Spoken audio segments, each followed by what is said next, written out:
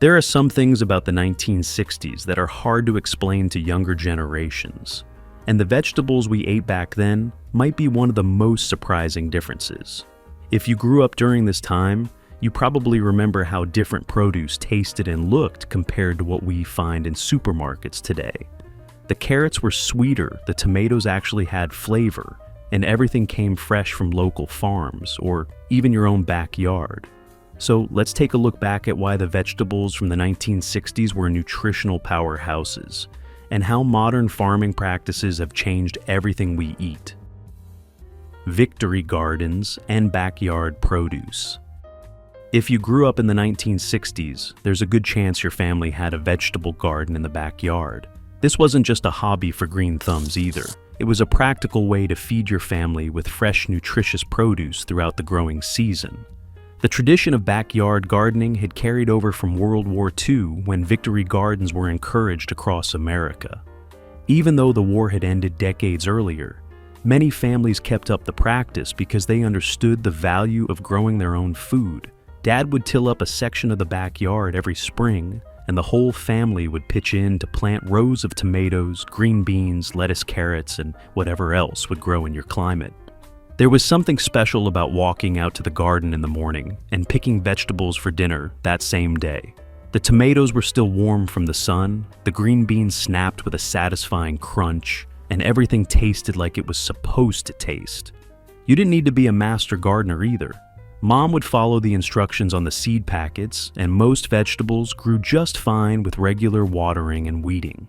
Kids were often recruited to help with garden chores, whether they wanted to or not. You might have spent summer afternoons pulling weeds, picking beans, or helping to stake up the tomato plants.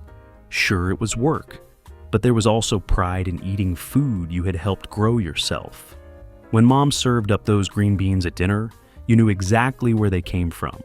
The soil in backyard gardens during the 1960s was typically rich and healthy. Families would add compost from kitchen scraps or manure from local farms to keep the soil fertile.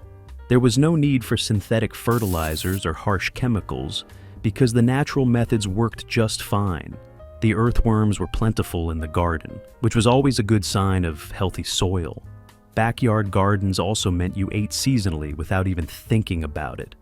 You had fresh lettuce and radishes and spring tomatoes, and cucumbers in summer, and squash and pumpkins in fall. There was no expecting to eat fresh tomatoes in January because that's just not how nature worked. This seasonal eating meant your body got a variety of nutrients throughout the year.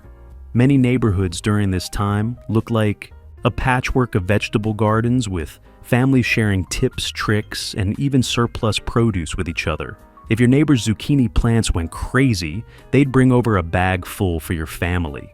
In return, you might share your bumper crop of tomatoes. It was a time when communities were connected through the simple act of growing food.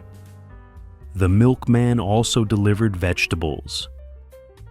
During the early 1960s, many families still enjoyed regular deliveries from the milkman, who left fresh bottles on the doorstep in the early morning hours. What fewer people remember is that some of these delivery services also brought fresh vegetables directly to the door, creating a system of convenience, freshness, and quality that seems almost unimaginable today.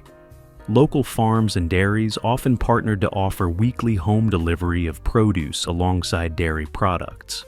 Families could order carrots, potatoes, onions, and other seasonal vegetables, all sourced from farms within just a few miles of home.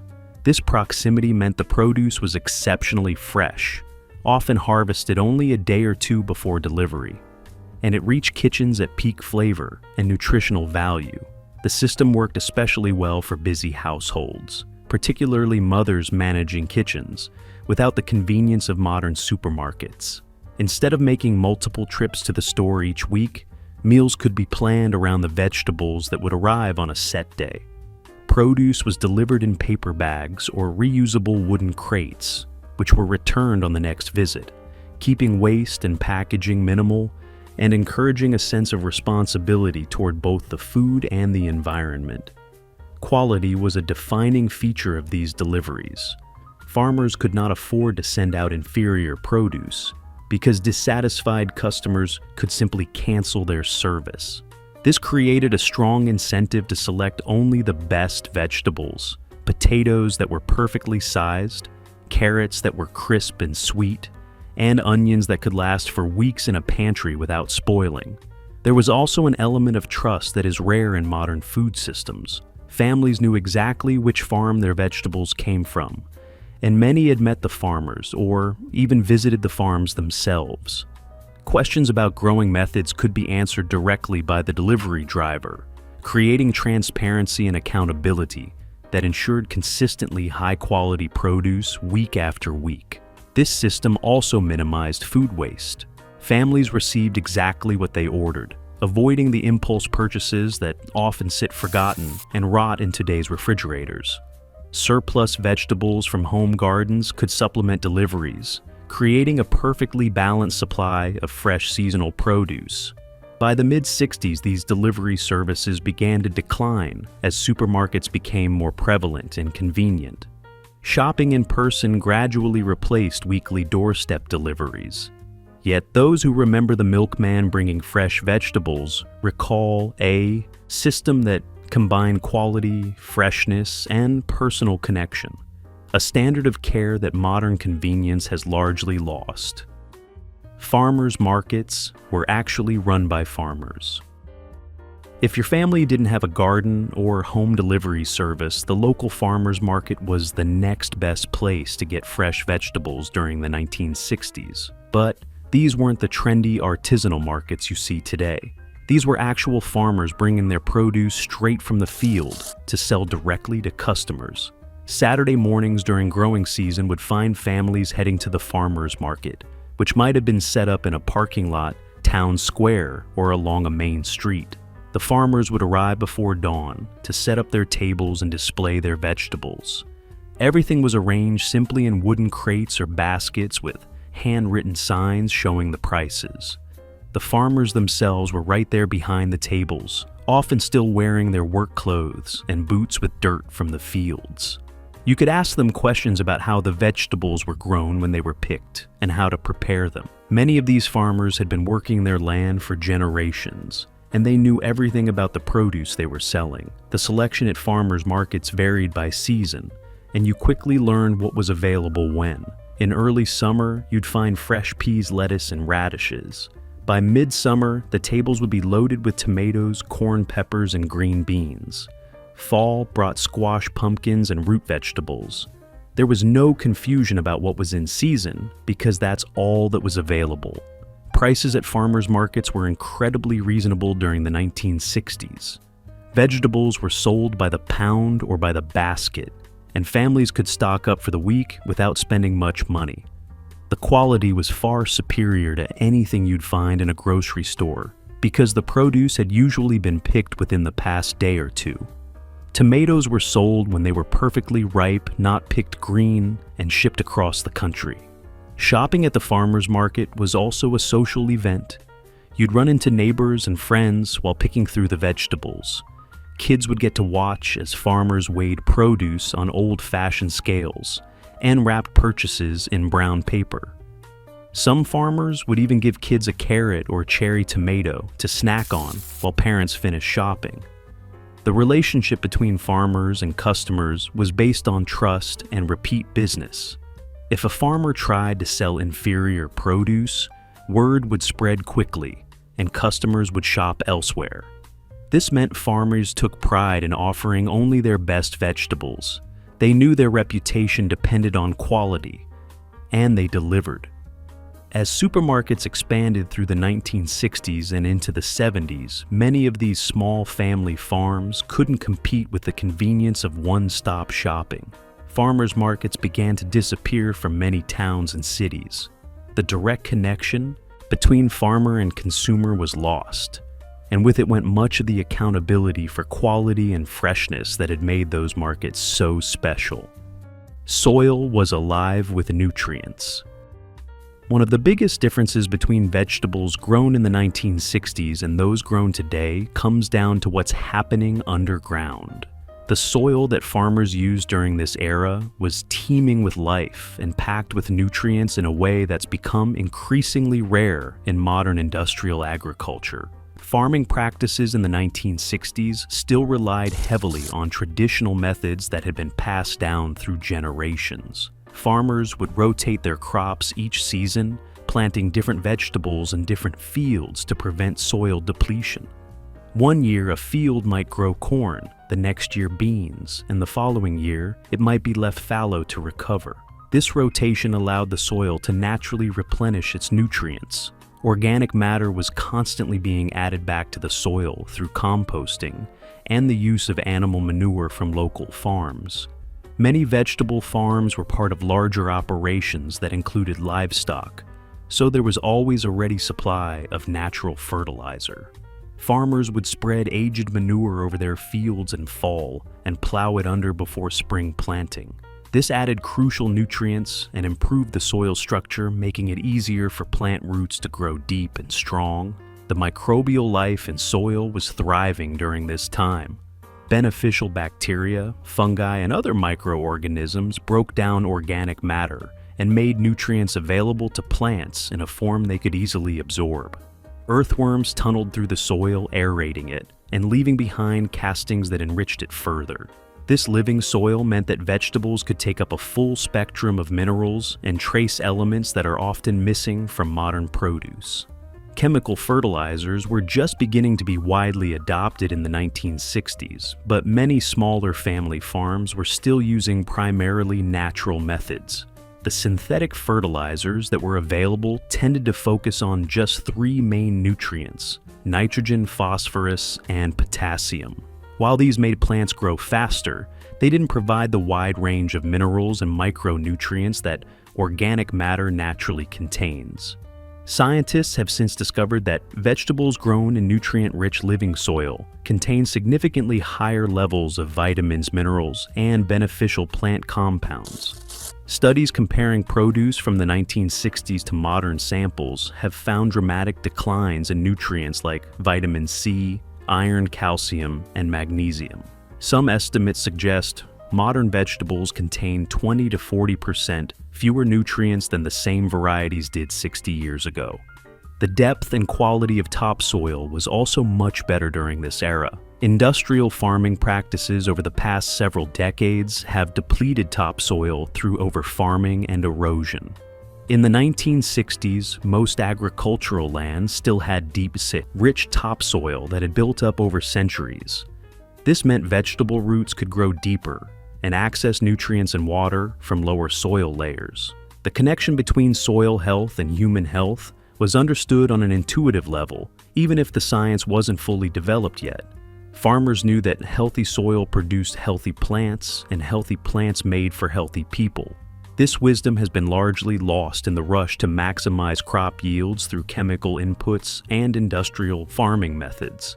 No pesticides in your carrots. If you ate carrots in the 1960s, there's a good chance they didn't have any pesticide residue on them. Chemical pesticides existed during this time, but their use wasn't nearly as widespread as it would become in later decades.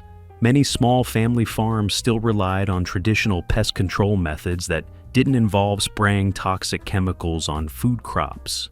Integrated pest management was the norm, even though it didn't have that fancy name yet.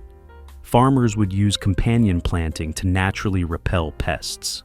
Marigolds planted among tomatoes helped keep aphids away.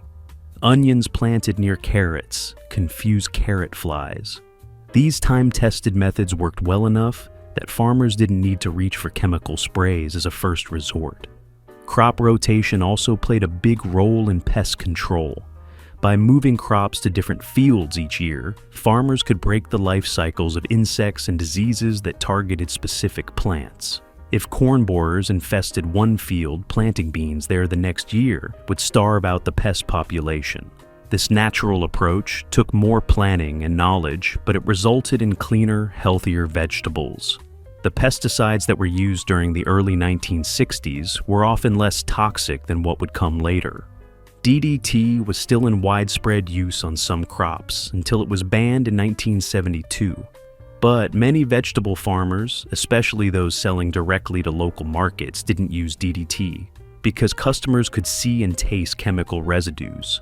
Nobody wanted to buy vegetables that had a strange film or smell on them. Hand-picking pests was still a common practice on smaller farms. Kids might be recruited to walk through the fields and knock potato beetles off plants into buckets of soapy water. It was time-consuming work, but it was effective and left no chemical residues. Some farmers even raised chickens or ducks that would patrol the vegetable gardens, eating insects and weeds while fertilizing the soil. The scale of farming operations in the 1960s was generally smaller, which made it easier to manage pests without chemicals. A farmer could walk through their fields regularly and spot problems before they got out of hand. Today's massive industrial farms make it nearly impossible to monitor crops that closely, so farmers rely on scheduled pesticide applications, whether pests are present or not. Consumer expectations were also different back then. People understood that vegetables came from nature, and nature includes bugs. Finding an occasional worm in your corn or a few holes in lettuce leaves wasn't a deal breaker. In fact, it was often seen as proof that the vegetables were grown naturally without harmful chemicals. Nowadays, consumers demand perfect-looking produce, which requires heavy pesticide use. The long-term health effects of pesticide exposure weren't fully understood in the 1960s, but people had common sense about not wanting to eat poison. As chemical use ramped up through the 70s and 80s, chronic health problems began to increase. While correlation doesn't prove causation, many health experts now believe that pesticide residues in food contribute to everything from hormonal disruptions to increased cancer risk. Heirloom varieties had real flavor. Walk into any supermarket today and you'll find tomatoes that look perfect but taste like cardboard. The vegetables from the 1960s were completely different because farmers were growing heirloom varieties that had been developed for flavor, nutrition, and regional growing conditions rather than for shipping durability and shelf life. These heirloom varieties had names that reflected their heritage. Brandywine tomatoes, scarlet Nantes, carrots, Detroit, dark red beets, and Waltham butternut squash were all popular varieties that people grew and ate regularly. Each variety had distinct characteristics that made it special. Some tomatoes were perfect for slicing, some for canning, and others for making sauce. Gardeners and farmers chose varieties based on what grew best in their area and what tasted the best. The genetic diversity of vegetables during the 1960s was remarkable. There were dozens or even hundreds of varieties of common vegetables, each adapted to different climates and uses. This diversity meant that if one variety failed due to disease or weather conditions, others would still produce a crop. It was nature's insurance policy built into the food system. Flavor was the primary breeding goal for these heirloom varieties. Seeds were saved from plants that produced the tastiest vegetables, and those characteristics were passed down through generations. A tomato variety might have been perfected over 100 years, with farmers selecting seeds only from the plants that produced the most flavorful fruits. This resulted in vegetables that actually tasted like something. The nutrients in heirloom varieties were also generally higher than in modern hybrid varieties. These older varieties were bred during times when people relied heavily on vegetables for nutrition, so varieties that kept people healthy were the ones that survived. Modern breeding has prioritized traits like uniform size, disease resistance, and shipping durability, often at the expense of nutritional content. Many heirloom varieties also had natural pest and disease resistance that had been developed over generations of cultivation. These weren't created in a lab through genetic modification, but evolved through traditional breeding and selection. A variety that couldn't withstand local pests or diseases simply wouldn't survive to be passed down. So the varieties that made it to the 1960s were generally quite hardy. Heirloom vegetables are vegetables that have been handed down for over 50 years from generation to generation. Seed companies during this era offered a wide selection of heirloom varieties in their catalogs. Burpee Seeds, Ferry Morse, and other companies would send out thick catalogs every spring filled with dozens of options for each type of vegetable. Gardeners would pore over these catalogs, planning their gardens and often ordering several varieties of the same vegetable to see which performed best. The shift toward hybrid varieties accelerated through the 1970s and 80s. These new hybrids were bred for commercial farming operations that needed vegetables to survive mechanical harvesting, long-distance shipping, and extended storage. Flavor and nutrition took a back seat to these commercial considerations. Today, it's estimated that we've lost over 90% of the vegetable varieties that were available in the early 20th century.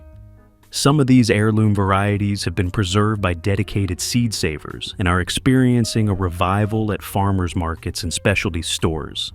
But the vast majority of vegetables sold in supermarkets today are modern hybrids that bear little resemblance to the flavorful, nutritious varieties that were common in the 1960s. Vegetables came covered in dirt. If you bought vegetables in the 1960s, whether from a farmer's market farm stand or even some grocery stores, there was a good chance they came covered in dirt. This wasn't considered a bad thing. In fact, it was often seen as a sign of freshness and quality that meant the vegetables had come straight from the ground to you. Potatoes came in burlap sacks with soil still clinging to their skins. Carrots were sold in bunches with dirt packed around the roots and the green tops still attached. Beets and turnips looked like they'd just been pulled from the earth because they probably had been.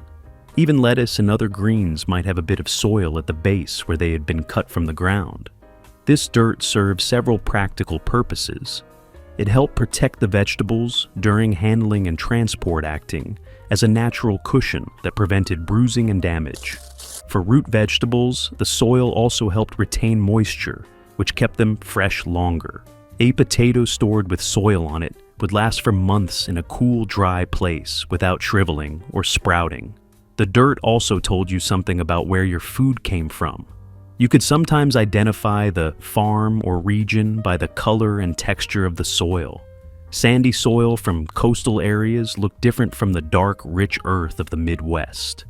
There was a direct connection between the vegetables and the land they grew in, and that dirt was physical evidence of that connection. Nobody worried too much about washing off, little dirt. Mom would rinse the vegetables under running water, give them a scrub with a vegetable brush if needed, and that was that. There wasn't paranoia about germs or contamination, because people understood that vegetables grew in dirt, and dirt was a natural part of the food system. Kids would sometimes pull a carrot from the garden brush off the loose dirt and eat it right there without any concern. The practice of selling ultra-clean vegetables started as supermarkets became more dominant in the food system. Store managers decided that customers would find clean vegetables more appealing, so they began washing and sometimes waxing produce before putting it on display. This required extra processing and handling, which added cost and often reduced freshness. But it created the expectation that vegetables should look pristine and spotless. There's actually some evidence that a little dirt might be good for us. The soil contains beneficial bacteria and microorganisms that can support our immune systems and gut health. Growing up eating vegetables with a bit of dirt on them may have helped build stronger immune systems compared to today's overly sanitized produce. Of course, this was before industrial farming practices introduced harmful chemicals and bacteria into soil systems. Modern vegetables are not only cleaned, but often treated with fungicides and waxes to extend shelf life. They're shipped in refrigerated trucks and stored in climate-controlled warehouses, all to create the illusion of freshness. But that carrot from the 1960s still covered in the soil it grew in was genuinely fresh in a way that most modern produce simply cannot match. The local grocery store stocked local produce. Even if you bought your vegetables at the grocery store during the 1960s, there was a good chance they came from farms within 100 miles of where you lived.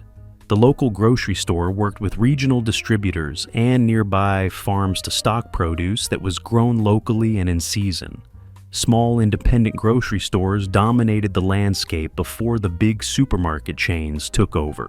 These stores were often family-owned operations where the owner knew most of the customers by name. The produce section was modest by today's standards, but what it lacked in variety, it made up for in freshness and quality. The vegetables came from nearby farms and were delivered several times a week to ensure they were always fresh. Store owners took pride in the quality of their produce. Their reputation in the community depended on it. If they sold wilted lettuce or mealy tomatoes, word would spread quickly and customers would shop elsewhere. This meant they were selective about which farms they worked with, and they demanded high-quality produce. Farmers knew they had to deliver their best or risk losing accounts. The logistics of food distribution were completely different during this time. There wasn't a vast network of refrigerated trucks hauling produce across the country from industrial farms in California and Florida. Instead, most vegetables traveled short distances from farm to store, often on the same day they were harvested. This meant less time in transit, less handling, and fresher food on the shelves. Seasonal variation in the produce section was dramatic. In summer, the store would be overflowing with tomatoes, cucumbers, peppers, and corn. In fall, you'd find squash pumpkins and root vegetables. In winter, the selection was limited to storage crops and whatever was being shipped from warmer climates. Nobody expected to buy fresh sweet corn in December because that's not when corn grows.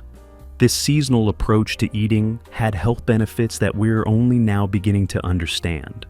Eating locally and seasonally meant consuming vegetables at their peak nutritional value. It also meant dietary variety throughout the year, as different vegetables came in and out of season. This natural rotation provided different nutrients at different times, matching up with what our bodies needed. The relationship between grocery stores and local farms created a more resilient food system. When one farm had crop failure due to weather or pests, other local farms could fill the gap. Money spent on vegetables stayed in the local economy, supporting family farms and creating jobs in the community. This economic cycle strengthened rural areas and kept family farms viable. As supermarket chains expanded through the 60s and 70s, they centralized their distribution systems to achieve economies of scale. This meant sourcing produce from large industrial farms that could provide consistent year-round supply. Local farms couldn't compete with these operations, and many went out of business. The connection between stores and local farms was severed, and with it went much of the freshness and quality that shoppers had taken for granted. Canning season was a family affair. If your family had a garden or access to fresh local produce during the 1960s, there's a good chance you remember canning season. This was a major event that usually took place in late summer and early fall when vegetables were at their peak. The whole family would pitch in to preserve hundreds of jars of tomatoes, green beans, pickles, and other vegetables that would feed the family through the winter months. Canning wasn't just about food preservation. It was about self-sufficiency and making sure your family had nutritious vegetables available year-round. There was also pride in looking at shelves lined with colorful jars, knowing that you'd put up all that food yourself. Many families competed with neighbors over who could put up the most jars or who had the best tasting pickles. The process typically started early in the morning when it was still cool. Mom would have already assembled everything needed. The canning pot would be on the stove, heating water. Clean jars would be lined up on the counter.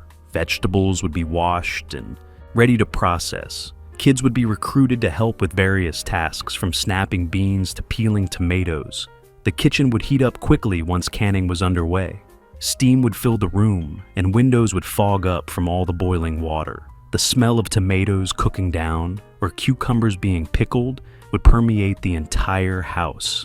It was hot, exhausting work, but there was also satisfaction in seeing those jars fill up one by one, knowing each one represented a future meal. Safety procedures for canning were taken seriously.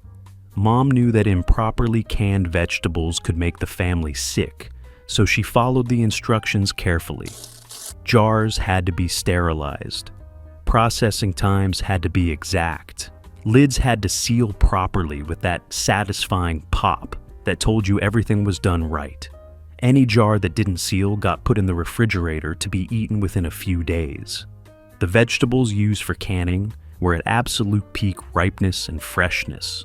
Often they'd been picked that same morning or the day before. This meant the canned vegetables retained maximum nutrition and flavor. Compare that to modern commercially canned vegetables, which are often picked underripe then processed weeks after harvest. The difference in quality was remarkable.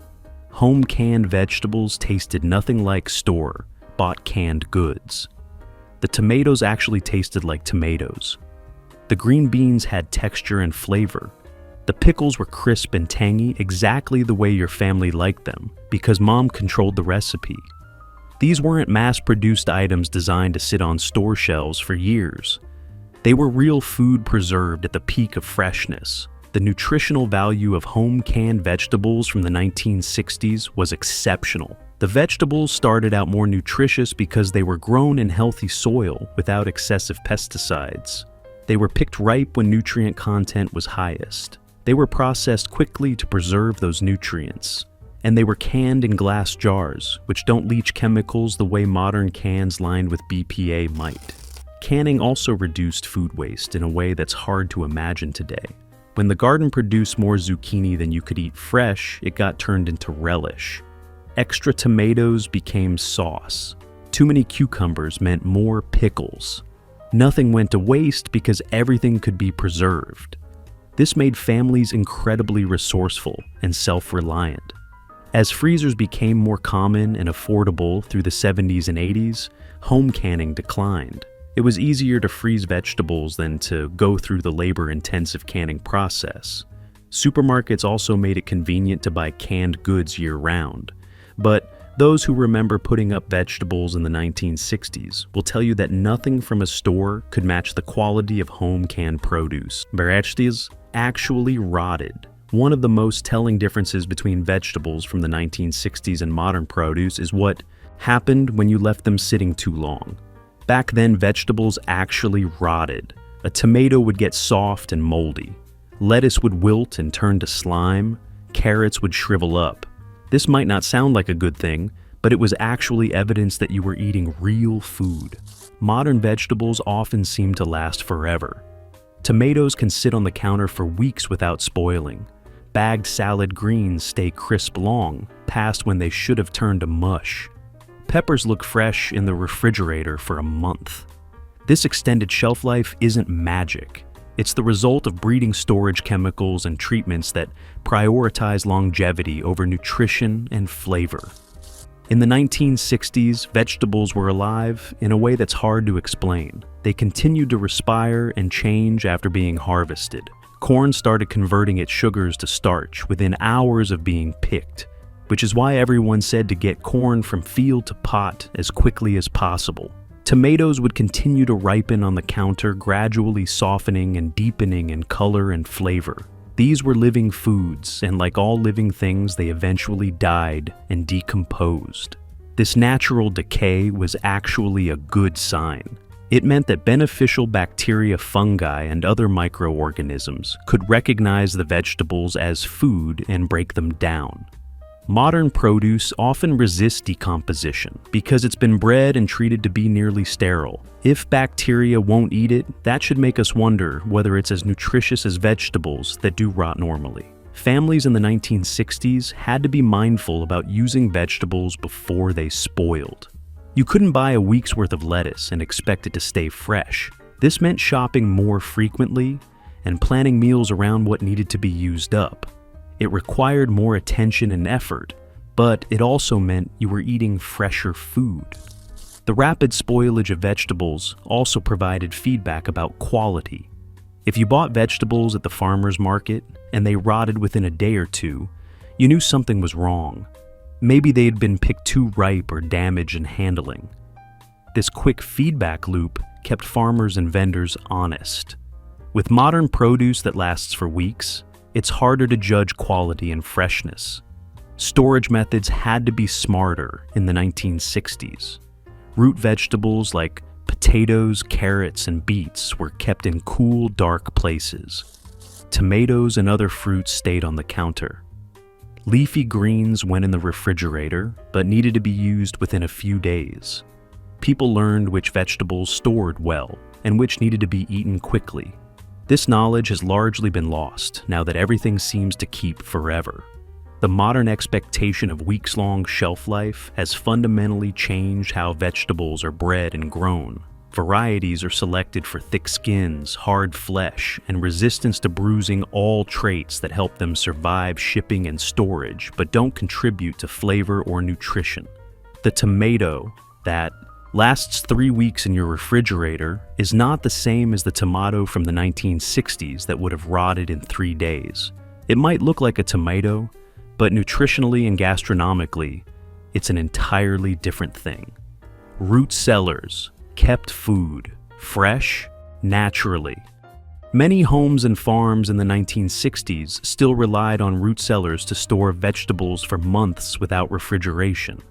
These underground rooms or basement sections maintained cool, stable temperatures and moderate humidity. A centuries-old technology that worked remarkably well for keeping produce fresh throughout the winter. Temperatures in a root cellar typically stayed between 32 and 40 degrees Fahrenheit, cold enough to slow vegetables' metabolic processes, but not so cold that they froze. Humidity was usually kept around 80 to 90% to prevent drying. These conditions were ideal for root vegetables like potatoes, carrots, beets, turnips, and parsnips. Families would harvest their roots in the fall before the first hard freeze. Potatoes were dug and left to dry for a day. Carrots and beets had their tops trimmed, and all produce was inspected for damage. Only the best vegetables went into storage, often packed in boxes of damp sand or sawdust to maintain humidity and keep them separated. Root cellars weren't limited to roots. Winter squash, pumpkins, apples, pears, and cabbage stored well, with cabbages wrapped in newspaper and onions or garlic braided and hung to dry. A well-stocked cellar could provide fresh vegetables through winter and sometimes into early spring. Nutritionally, root-stored vegetables remained remarkably intact. Cool but unfrozen conditions preserved vitamins and minerals far better than modern refrigeration. Vegetables continued to respire slowly, maintaining cellular integrity. So a carrot pulled in January could be almost as nutritious as one harvested in October. Root cellars also encouraged seasonal eating, aligning diets with the natural rhythms of summer and winter produce. Using a root cellar required knowledge and care. Stored vegetables had to be checked regularly, removing any that showed signs of rot, and temperature and humidity monitored. This attention was simply part of daily life. As refrigeration became more affordable and widespread in the 60s and 70s, root cellars fell out of use. Refrigeration removes moisture, which causes vegetables to lose water and nutrients over time, whereas root cellars maintain moisture and prolonged freshness. Many vegetable varieties grown in the 60s were bred specifically for storage, with thicker skins and denser flesh. With root cellars gone, these varieties largely disappeared, replaced by types suited to refrigerated transport, along with the knowledge of natural storage that had been a cornerstone of home and farm life. Tomatoes tasted like tomatoes. If there's one vegetable that perfectly illustrates the difference between the 1960s and today, it's the tomato. People who remember tomatoes from this era recall a flavor that modern supermarket tomatoes can't touch. Sweet, tangy, juicy, and bursting with real taste. Tomatoes and raw cabbage are also rich in vitamin C. You should have a vitamin C food every day. Back then, most tomatoes were heirloom varieties bred for flavor over generations.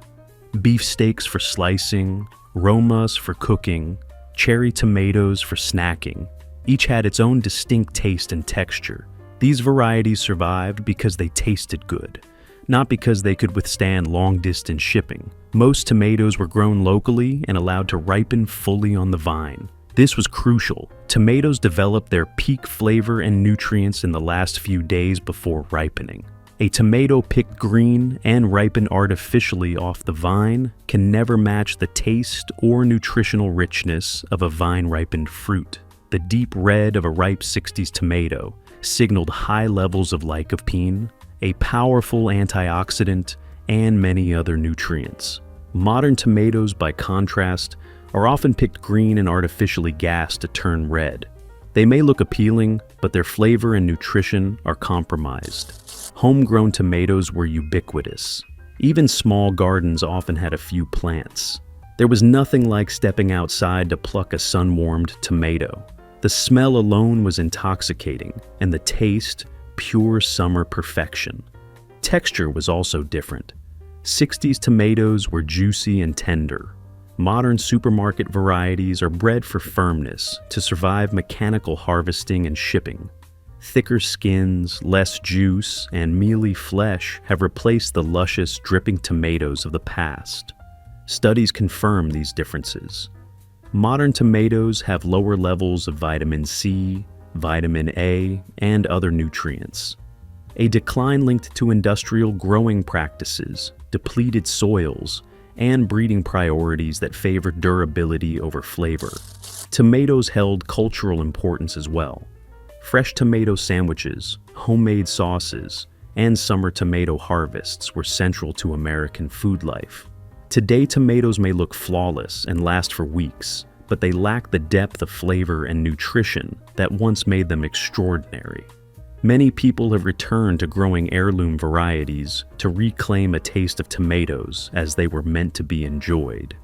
Why modern produce lost its nutrition? If you've been paying attention, you've probably noticed a pattern. Vegetables from the 1960s were more nutritious than those we eat today. This wasn't luck. It was the result of how they were grown, where they came from, and how quickly they moved from farm to table. Modern produce has lost much of its nutritional value due to industrial farming practices that prioritize yield, shelf life, and profit over nutrition and quality. One major factor is soil depletion. Industrial farms often grow the same crops in the same fields year after year without proper crop rotation or the addition of organic matter. Chemical fertilizers replace some nutrients, but not the full spectrum of minerals and trace elements that vegetables need. The result is soil that is nutritionally depleted, producing vegetables that are depleted as well. Pesticide use has also skyrocketed since the 1960s. While limited chemical use existed back then, modern farms often apply multiple pesticides on a strict schedule, whether pests are present or not. These chemicals can interfere with plants' ability to produce certain nutrients and harm the beneficial soil organisms that help make nutrients available. Variety breeding has changed too. Modern vegetables are selected for uniform size, resistance to mechanical harvesting, and long-distance shipping. Flavor and nutrition were secondary concerns. Combined with longer transit times, post-harvest treatments like fungicides, waxes, and irradiation, and growing in suboptimal conditions like greenhouses or hydroponic systems, modern vegetables often look appealing but lack the nutritional density of older varieties. Harvesting practices also matter.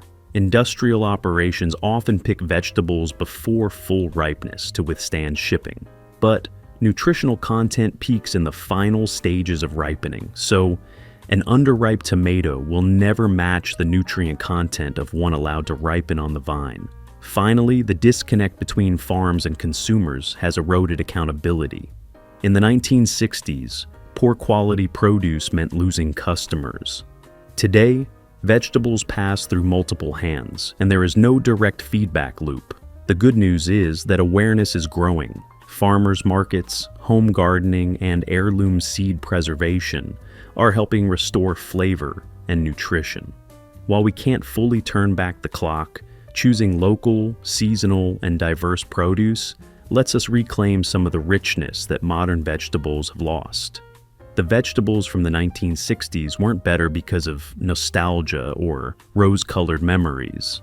They were objectively more nutritious grown in healthier soil, with fewer chemicals picked ripe and consumed fresh. Understanding what we've lost is the first step toward reclaiming it. Whether through supporting local farms, growing your own vegetables, or demanding better quality from grocery stores, we can move toward a food system that puts nutrition and flavor back where they belong, at the center of how we grow and eat our vegetables.